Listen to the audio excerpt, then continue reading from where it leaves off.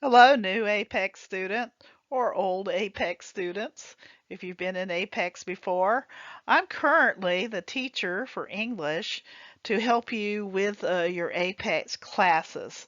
So I want to give you a few tips and a little bit of an introduction so that we can and you can work to the best of your ability and that we can work together and cooperate and you can get help and find sources for help for your Apex class. So we're calling this paperwork, but it's all virtual. We know how that is right now. So make sure you have all these electronic documents that you've reviewed them and accepted them. I'm assuming if you're taking the class, you have accepted things like the fair use of computer systems for the college and things like that. So you should be registered for classes. I know you did this through a call to one of the resource specialists or Dr. Best, and that's fine. There is a goldenrod copy that you can have. If it hasn't been mailed to you automatically, I would request that and keep that for your records. And that you have looked over the appropriate use policy for computers that is connected to the syllabus and information sheets for the course, and you can see that in Sakai. You should always keep a copy of your Apex syllabus that's available in Apex. I have also posted those through Sakai, and a copy of the computer use policy, and like I said, your registration sheet.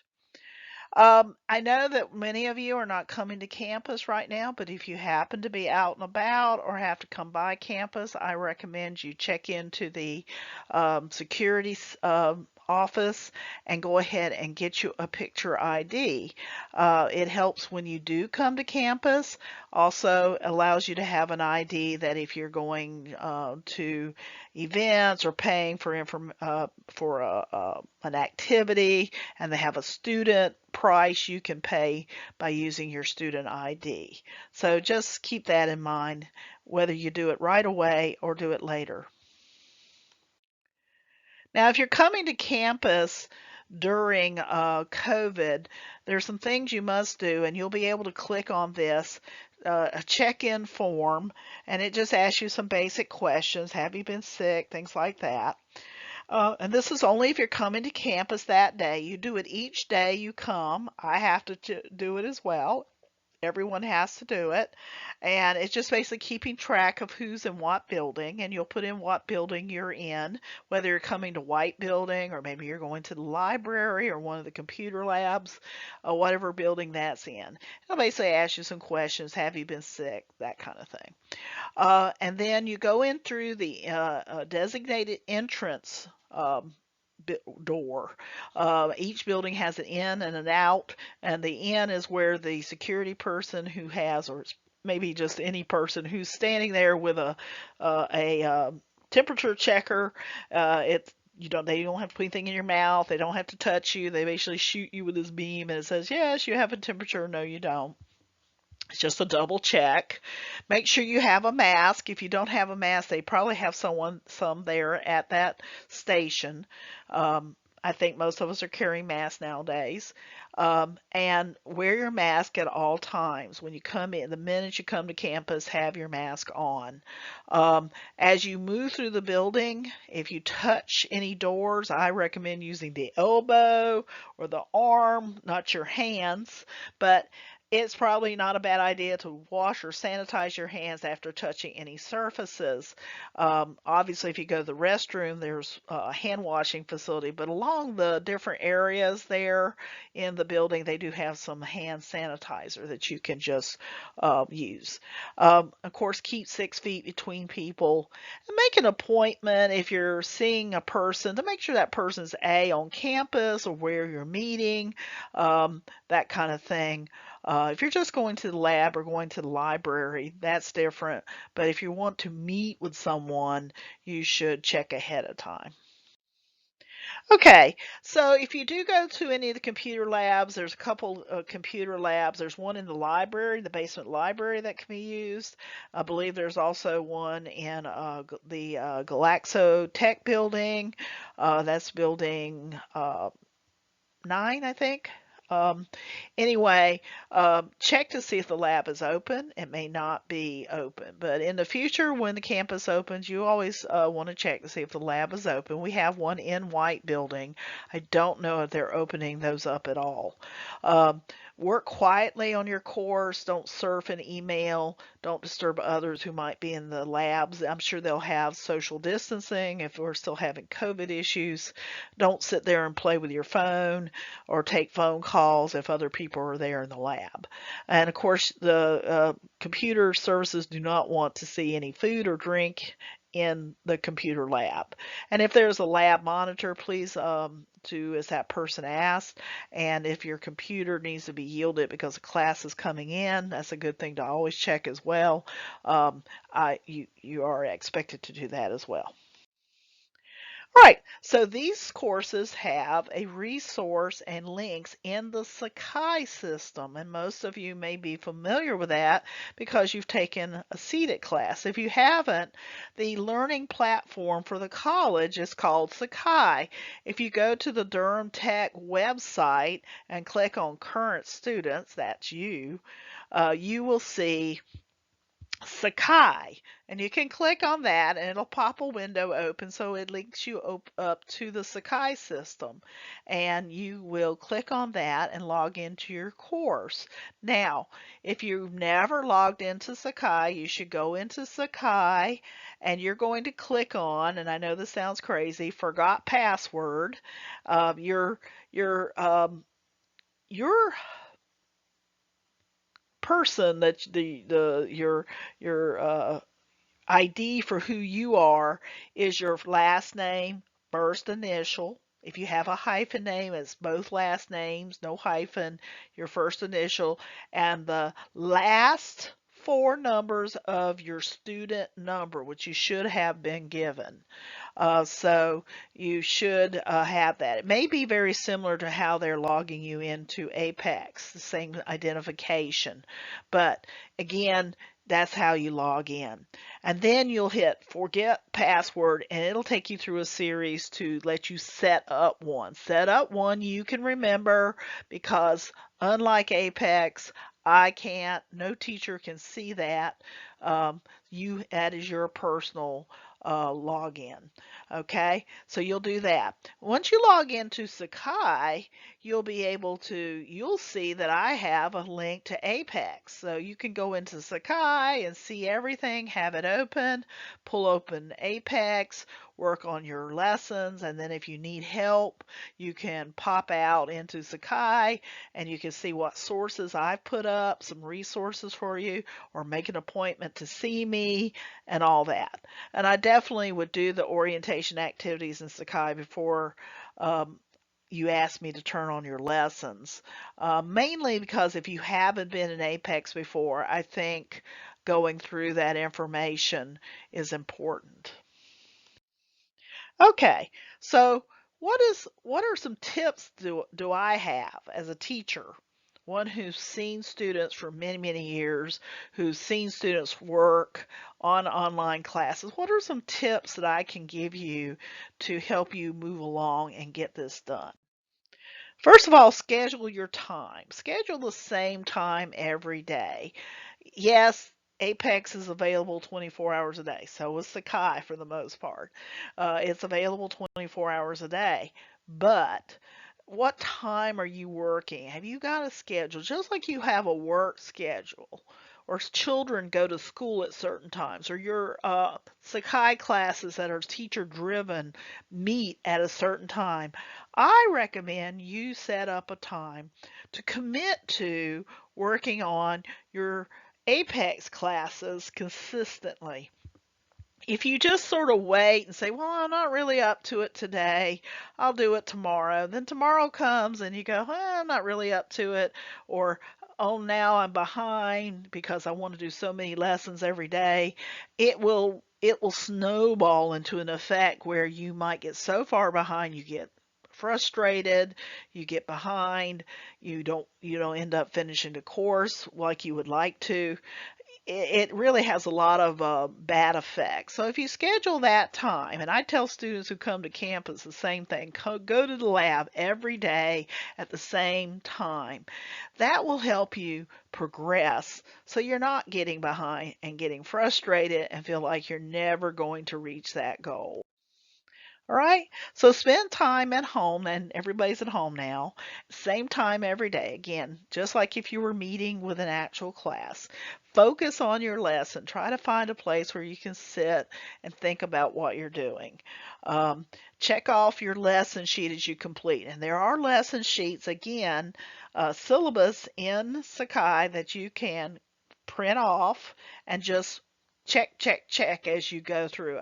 I know some of you say, well, I don't have a print source or something like that, and that's fine, but keep a note. Where are you so that you're sort of keeping up with it? Yes, the system remembers where you are, but it doesn't necessarily say you have X number of lessons left to do, and having a little list that you can check off really helps. Okay, always do the study before you do practice or mastery test, okay? Don't just go through and go click, click, click, click, click through all the slides and say, okay, I've done it, I'm ready. And then you get to the test and you go, ooh, I don't remember that. Now, you don't necessarily remember everything even when you go through it, but you'll be less likely to sit there and go, wow, I don't even recognize that. There are study guides that you can print out, and I recommend you print them out. If you want the study guides and don't have access to print them out, let me know. This is something I can help you with. Get printouts, get them to you. I can print them out, have them on campus so you can go by and pick them up, that kind of thing. And I recommend filling those out. Even if you don't fill them out in detail, you'll have some guidelines of what did they actually go over. So what do you complete? So you need to do the mastery test. Of course, having the tutorials and lessons, complete those, and your final exams. And those do tend to be comprehensive, so they cover everything that you went over in the course in some form. And so that's what your grade. And your Apex course lets you know where your grade is. But you do have to complete all of them. You can't say, well, there are 50 lessons and I completed 25, semester's over, I'm done. No, you've got to complete all of those lessons and tests and the final exams. All right, so how do you finish? So what is some scheduling things that I can think of? I suggest 3 to 5 lessons a week. We have 16 weeks. And that's just some of them, if you're theoretically had a course that had 90 possible little sections you had to do, that's at least 5 a week, maybe 6 a week to really get done. Um, and sometimes we hear these stories, oh, I got through that course super fast. And that's someone who probably guessed their way through or tried to Google their way through. And if you've tried that at that point of action, you probably weren't very successful. So this is what you need to think about as you do your lessons. So if I'm working on this, say, 3 days a week or 4 days a week, and it can be any of those 3 days, any of those 4 days, any of those 5 days, however you want to break it down. I wouldn't say, oh, I'm going to work on my lesson every day, 7 days a week. Most of us wouldn't do that. We're not necessarily that committed. You might be, but most of us aren't. So I'm going to work on this 5 times a week. That's pretty reasonable. And um, among those 5 days, how many lessons can I get done in those 16 weeks? Well, I could do 1 lesson a day. Maybe I could do 2 lessons a day. So it just depends. I can't give you a specific to every single person taking the class, but this is a general suggestion, so that you can complete the lessons and get it done in one semester. You have to, but you could theoretically get it done in one semester. Now, if you're taking more than one APEX class, then you obviously are going to have multiple classes you're trying to schedule. So I would, um, again, schedule each class at a time, and that would be when I worked on it, and try to get X amount of done. And probably you say, well, how long should I work on it? I'd say an hour for each class. Um, I wouldn't try to sit there for 10 hours in a row and work on something, or 8 hours or 5 hours. After about 2 hours, your brain is sort of cooked. And that's a reality of psychology and how the human brain works and how we concentrate. So, if you can dedicate 1 hour per class, you'll get much further along than you would if you tried to do 5 hours or 10 hours on a single class, and then your progress will probably drop, your success and your memory and everything sort of drops off, and then it's easy to be distracted by the phone or your kids or the pets or whatever else is going on in your life. So having an hour, taking a short break, and if you want to work another hour, fine, but don't try to work hour after hour or wait till the end of the semester where you would have to try to do hour after hour. It doesn't make a lot of sense, and then you don't retain the information. For the English classes, you will have some writing assignments to do, so you want to have enough time to complete writing assignments. And doing them a little along also guarantees that I can go through and read your assignments and let you progress to the next item.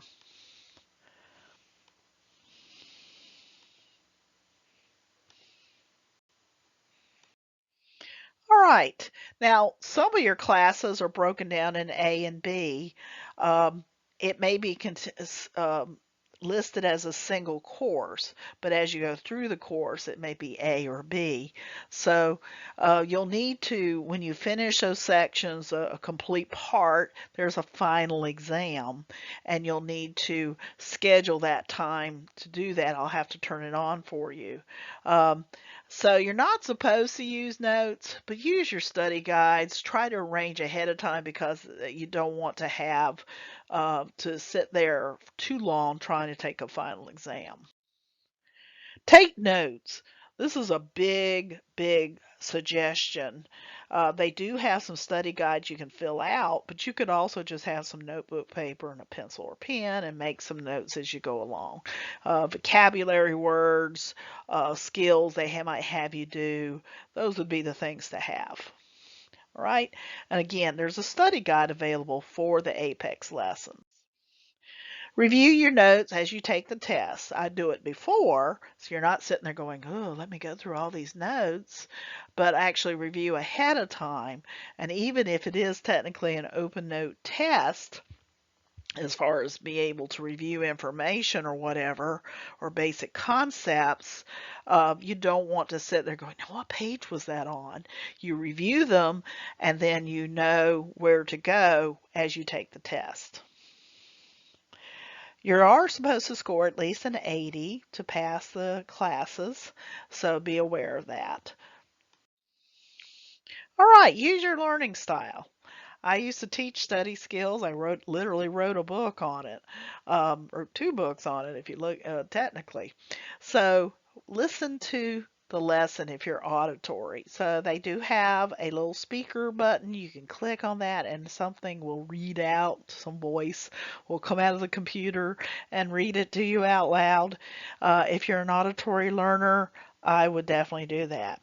If you're visual, in other words, you like to see everything, take notes, draw pictures, diagrams, highlight. If you have the study guides, highlight as you go. You can highlight your notes as well.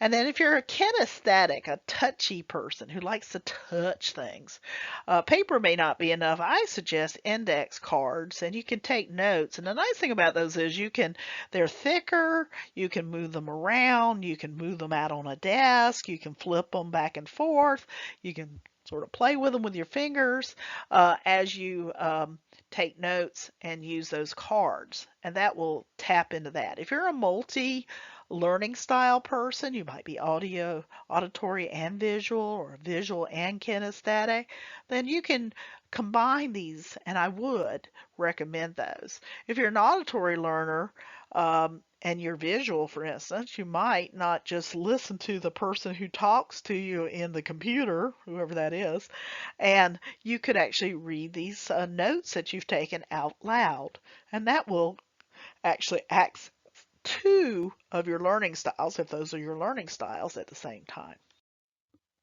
Of course, ask for help from the instructor. It says instructors may have Friday hours or afternoon times. The reason I say afternoon times is that many instructors are teaching in the morning, so their availability may be limited to the afternoon.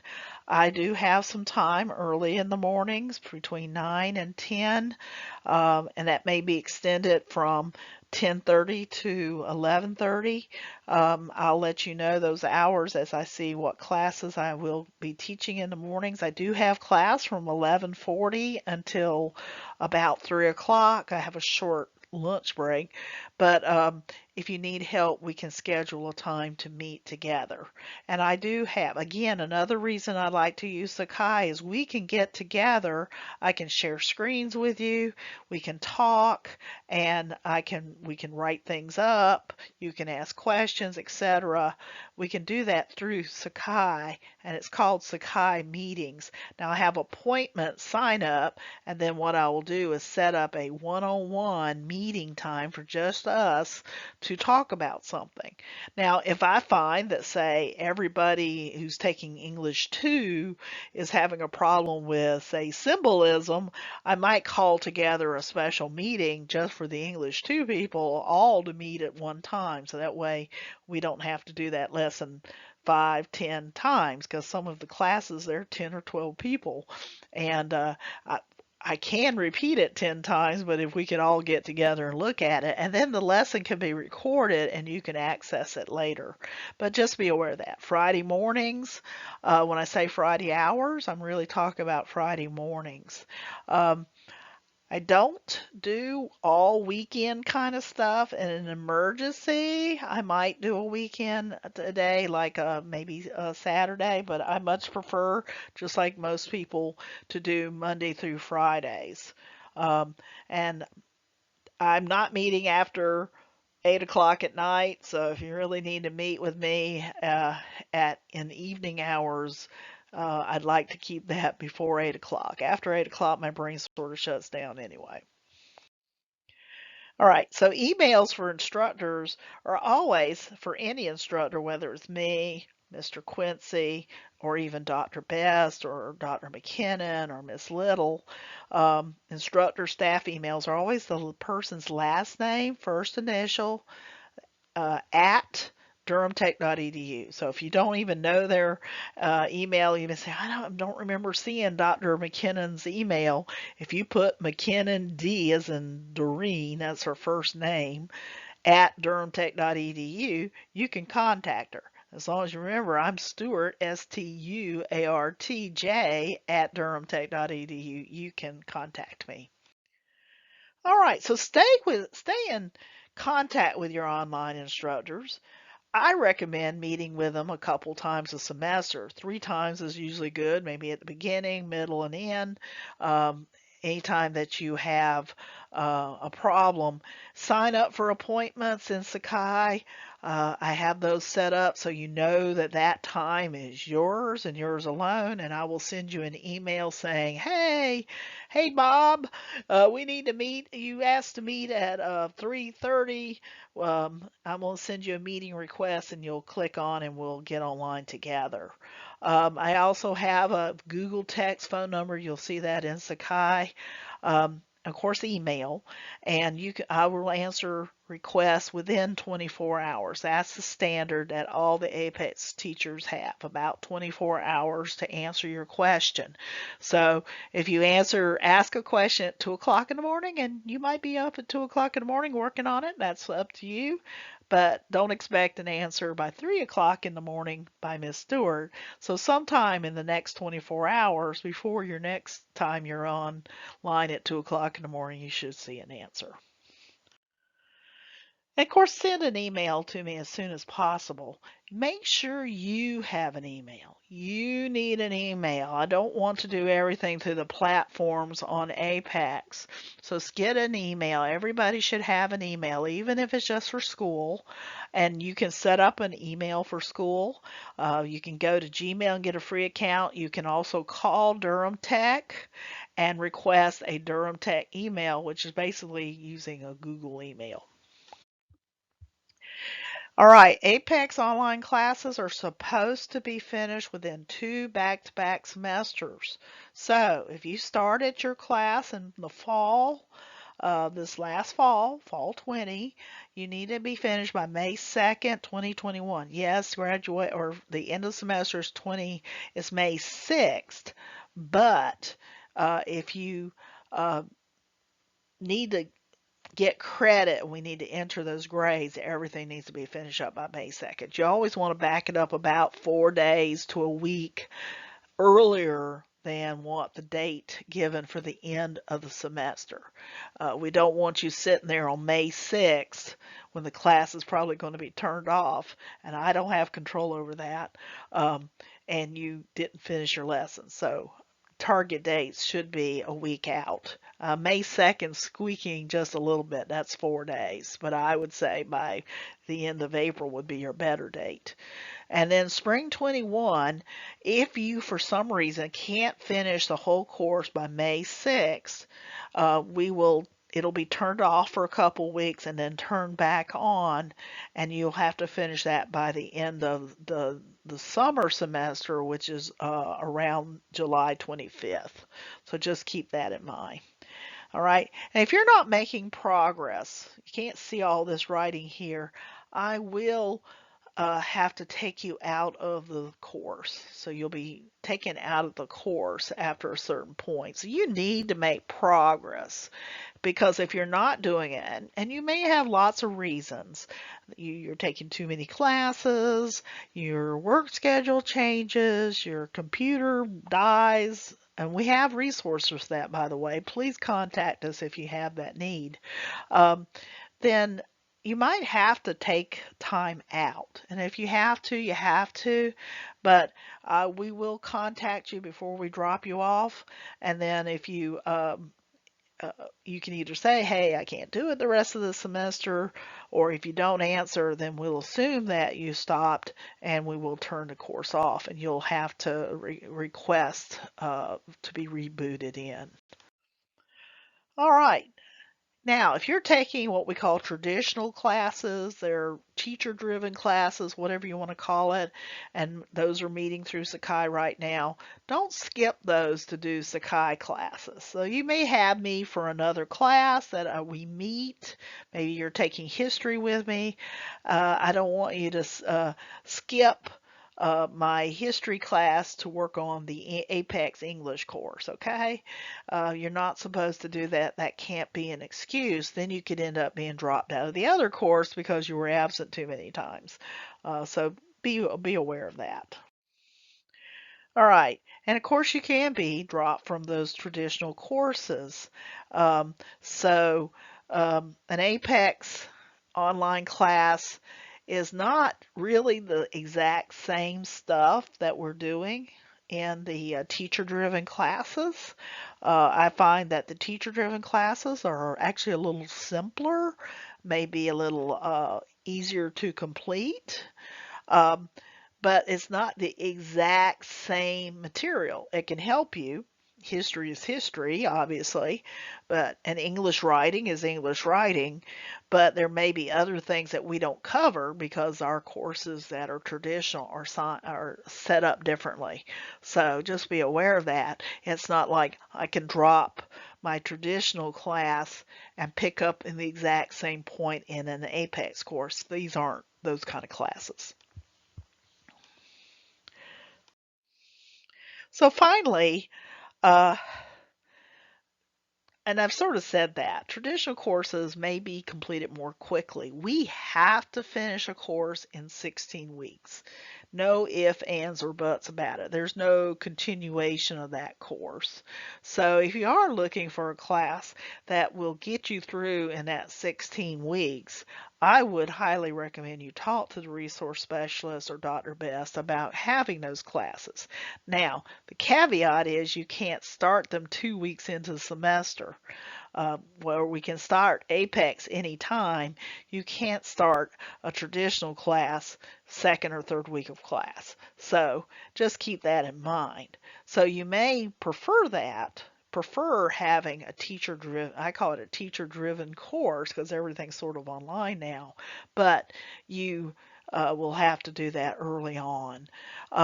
And we have no control over the material and the detailed lessons in Apex. So if it has 90 lessons or 80 lessons, yeah, it sounds like a lot. Most of them are not too long, but that is a lot of lessons. And so you have to remember you're sort of looking at as if you were looking at the lecture and reading the textbook and all that different stuff all rolled up in that course. And so it becomes a detailed course. Just know that we don't have control over that. We can't just cut out chunks. Okay? We wouldn't want to cut out a chunk of history or cut out how to write sentences well. If you don't know how to write sentences, you can't write paragraphs. You don't know how to write paragraphs. You don't know how to write essays. It's all interconnected. So keep that in mind. Once you've finished either listening to this, I would highly recommend go ahead and contact your instructor. You should contact your instructor to start the course and when you are done. We don't get an alert. It'd be lovely if we did, but we don't get an alert in Apex going, woohoo, Bob finished his course. We don't know that. That's what you need to do. You need to contact either me, if it's my class, or Mr. Quincy, if it's his class, or Miss Newman, if it's her class, and say, hey, I finished all the Apex classes because your grade will be sitting up there in Apex, but it won't get reported to the college. And then they won't be able to say, hey, Bob finished his English courses or finished his math courses that he needs to graduate. So, and don't do it just before. The minute you finish that course, send out an email and say, hey, I'm finished, and let us know. So we can record those grades right in the computer right away. So not the Apex computer doesn't talk to the Durham Tech computer. We have to do that. So let us know. And then if you need another course, then you can go ahead and contact your resource specialist for a new course. But again, contact the instructor of your Apex class to get that grade put in properly. Don't say to Dr. McKinnon or Miss Little, hey, I finished my English course. They are not going to necessarily tell me that. Okay, so they're only there to help sign you up for a new class and get you registered. I really want to give you my best wishes and strongest hopes that you will finish this class, and that's what I'm here for. Contact me for the English. You can contact Mr. Quincy for other courses, but if you get stuck on something else like in history, I might be able to give you some advice, but I'm primarily here for the English classes. And so if you need help, please, please, please contact me. Also, look at the resources on the Sakai page. There'll be a menu on the left side of the screen, and you can look at that and you'll see community resources. We have a food pantry. We have a tech group that works with students. We have counseling services because we know it's tough whether we're having COVID or not. It's tough out there. And when you're a parent or even a person living with your parents, you may have some needs that, maybe it's hard to ask for help, but that's what we're for. It's all done in confidentiality. You can arrange to pick up a bag of food if you're hungry. You can get we'll get you in touch with a counselor if you're having some issues that you need just someone to talk to. Um, if your computer's breaking down or your internet signal's lagging or you need a connector, so all these are things that we do have some immediate resources to help you with. There's even some minor financial help for things like rent, utilities. We know those sources, so look at those resources I have listed on the Sakai. It gives you a phone number, it gives you an email, it gives you a link that you can contact someone for help. So please use those sources. They're there for you. And our resource specialist, Dr. McKinnon, Ms. Little, and even Dr. Bass, Mr. Bellamy, all these staff people are here looking for these resources and adding to them.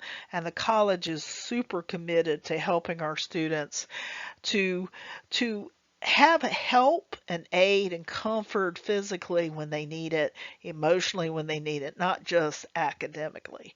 And again, I can help you with those academics, but you'll need to contact me and let me know. Um, Even if you shoot me a text at night, I check my text the next morning. I check my emails first thing in the morning. So at 9 o'clock, maybe earlier, usually when I'm sipping my coffee around 8, I'm looking at these things and I'll be in contact with you. And we'll arrange a connection point where we can talk and get help. So, best wishes. I want you to stay well, do the healthy things, wear your mask, and we will be looking at ways to give vaccinations even at Durham Tech. Keep your eyes open for that, and we do have COVID page for the college. Please use that resource as well. And best wishes to you as you start the semester and continue. Take care.